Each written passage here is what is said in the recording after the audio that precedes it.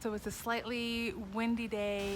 It's the 14th of December, 2 days after Dia de las Guadalupe. The pilgrimage to Guadalupe has ended.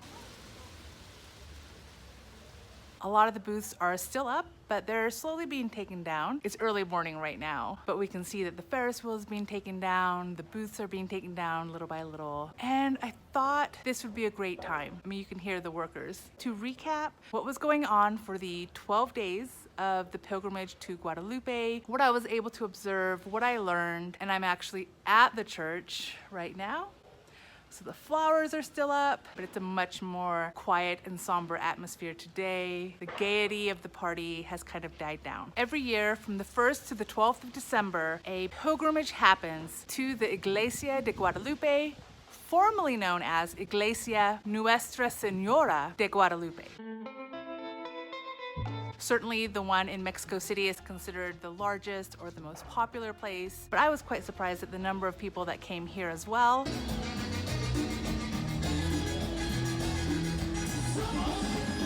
So a pilgrimage in basic terms is really just a journey, a voyage to a place to help you gain enlightenment. You want something better for your life. You want something more. And you just know that traveling is how you're going to get there. I feel like a religious pilgrimage is quite similar, but in this case, they know where they're going. They're not just traveling without direction and in the hopes that they find enlightenment. They're traveling to a particular location, an epicenter, if you will, where they know they can find the guidance they seek. And specifically, a pilgrimage to Guadalupe is a pilgrimage to the Virgin Mary. Now, as a non-Catholic, I always find this part slightly confusing, but just know Our Lady Guadalupe is in fact the Virgin Mary. Back in 1531, around December 12th, although apparently there's some discussion as to exactly when, the Virgin appeared before Juan Diego and ultimately requested that a temple be built in her honor. And that's the very simplified origin story of Our Lady Guadalupe. She is the Virgin Mary, but in local form. She looks and is a Mexican, but specifically as would have been found in the early 1500s. And Our Lady Guadalupe is definitely considered the most important Catholic figure here in Mexico. People from around the Chiapas come here every year between the 1st and the 12th. Again, it's a pilgrimage, it's a voyage, and so a specific landing date is not always accurate. But through these 12 days, people come, pay tribute to Maria, and to ask for her guidance. It's a really touching thing to witness, and there were all different types of groups coming.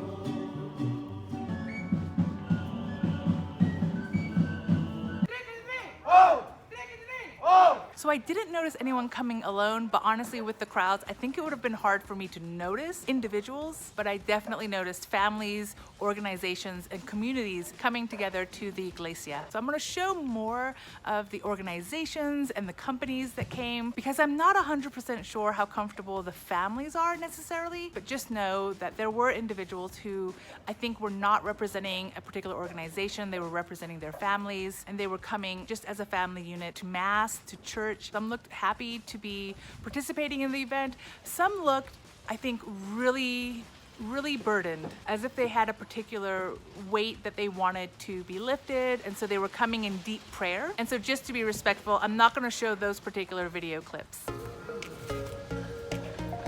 So some things that I noticed in common with a lot of the pilgrims, they often carried a large portrait of Mary, or sometimes a statue.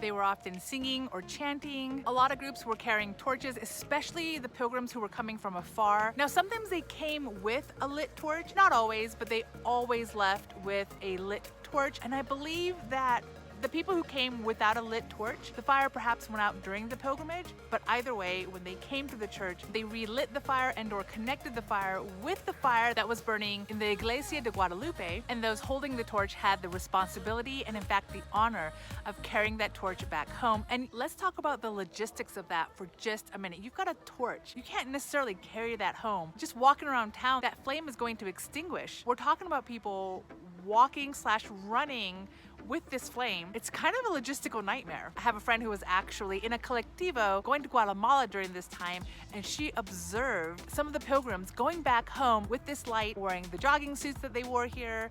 Just so beautiful, so proud. I mean, we may be living in times where we've got motorized vehicles, but carrying an actual torch back home is still as difficult as it ever was. Super impressed that these people volunteered to do this very heavy task, heavy duty for their church and their community. Very, very cool. Now, some of the pilgrims stayed for just a short time in the church, and some stayed for much longer. Some entered the church on actual knees.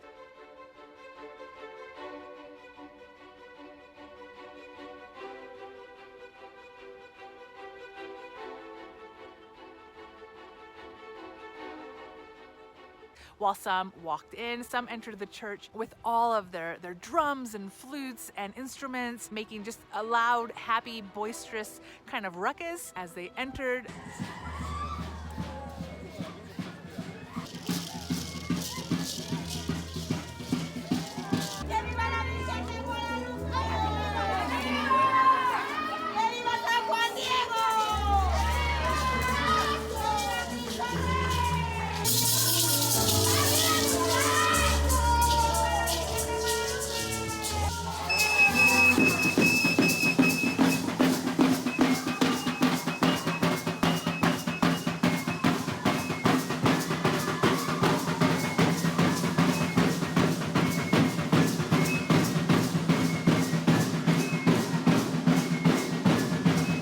There were several sessions of Mass going on during these 12 days.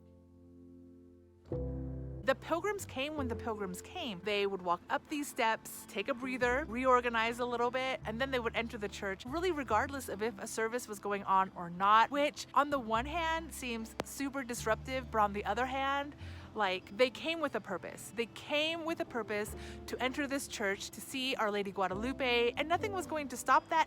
And I also noticed that the people in the church were fully expecting the pilgrims, were not at all upset at their service being disrupted. It was beautiful, especially again, because I want you to imagine there you are sitting in the pews, there the priest is having his service, and sometimes a family comes in, somber, needing guidance, needing Maria to help them with their issues. Sometimes people came in loud and boisterous with instruments and dancing. And so it was a very unique event to watch. Now, I will note that I did not myself enter the church at all during this time. It was very clearly for the Catholics and not for Christian tourists, but I did look through the doors, and it was just such an amazing thing that I cannot imagine ever happening to any of the churches that I ever attended. And it was so beautiful to witness. And I think part of why I find Catholicism super interesting, as well as a lot of the Jewish traditions, is because as a Christian, I consider the Jewish faith as well as the Catholic faith to be kind of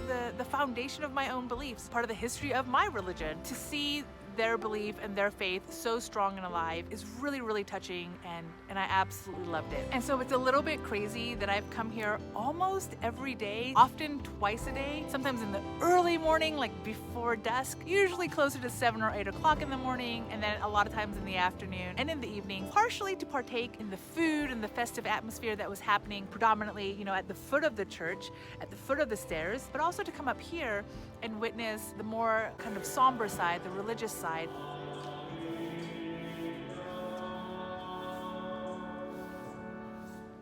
I say somber, trust me, there was also lots of dancing and partying going on up here, a very festive atmosphere overall.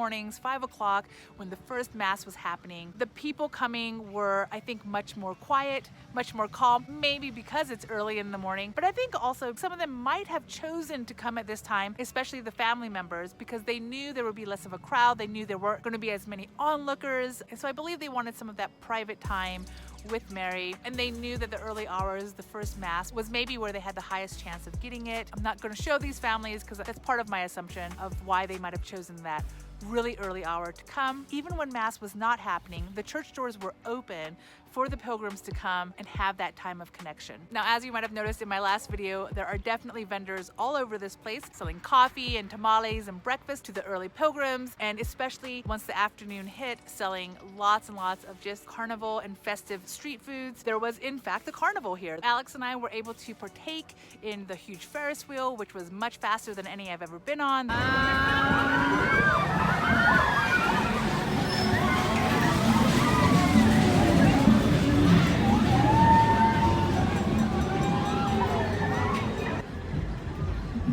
There was a trampoline house going on that Alex got to enjoy, as well as just a lot of rides, especially for the younger children.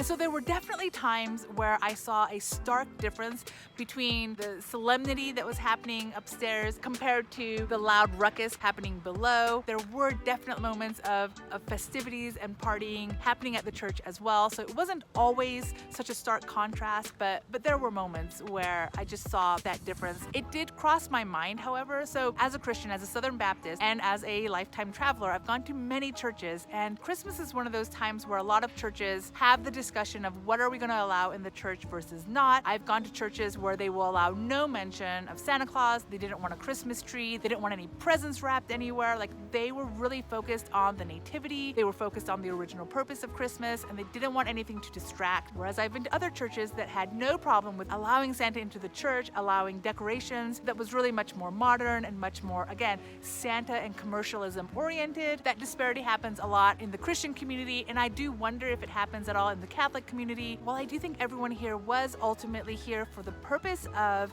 honoring Maria, there were definitely also vendors that were here as a vendor, as a capitalist. And so I wonder how the locals feel about kind of those two things happening at once, very, very close together. From outside looking in overall, it looked very well accepted. I certainly didn't notice any animosities. And the church was just working, I think, so hard to provide all the services required for the pilgrims, and they were just really accepting of the variety of groups that would come to celebrate and honor Maria. The Coca-Cola company came to celebrate, Pepsi came to celebrate, and so I don't know necessarily how the locals feel about it, but what I do know is that the pilgrims from the nearby villages, and by nearby I do mean 5 hours away, were just super proud and honored to be able to come here, to be able to get some of the light from the church, proud to be able to bring it back home to the community that was not able to make the long voyage themselves. And this was definitely the largest celebration that I've witnessed myself so far in Mexico. Again, I did come during kind of the COVID pandemic times. That certainly plays a role in it, but the parade that we had on the 9th was not only the biggest I've seen so far, but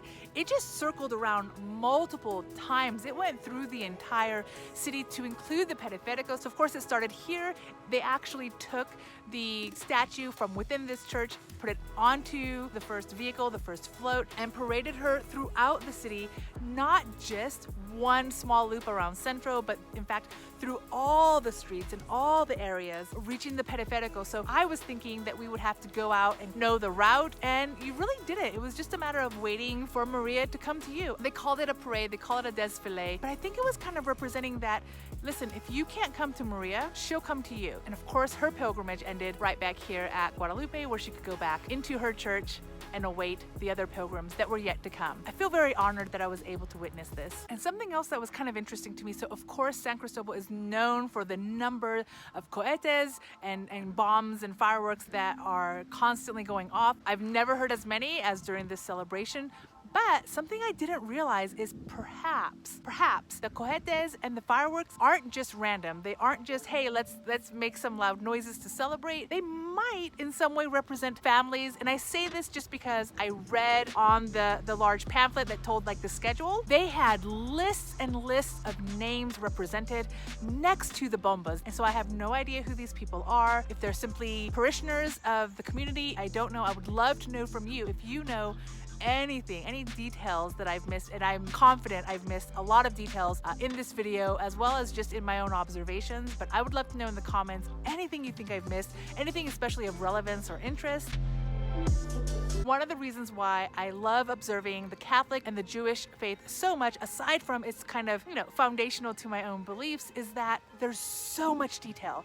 There's so much detail and there's so much symbolism in each and everything that they do, and it just takes so much time to observe. It's why I came here multiple days, not just for the yummy food, but because I wanted to just sit and observe what I could, especially with my limited Spanish. So I hope you found this helpful. It is a windy day today. I'm assuming by now everyone's made it back to their homes with the light fully intact. I highly recommend, if you're ever planning to come to Mexico, whether here to Mexico City or any of the other places where there is a pilgrimage, to take time not just to observe the fun stuff that's going on downstairs, the partying, the drinking, the yummy foods, the carnival, but I would highly recommend taking a moment, coming upstairs, going to your Iglesia de Guadalupe of choice, and just seeing the beautiful events happening up there near Maria herself.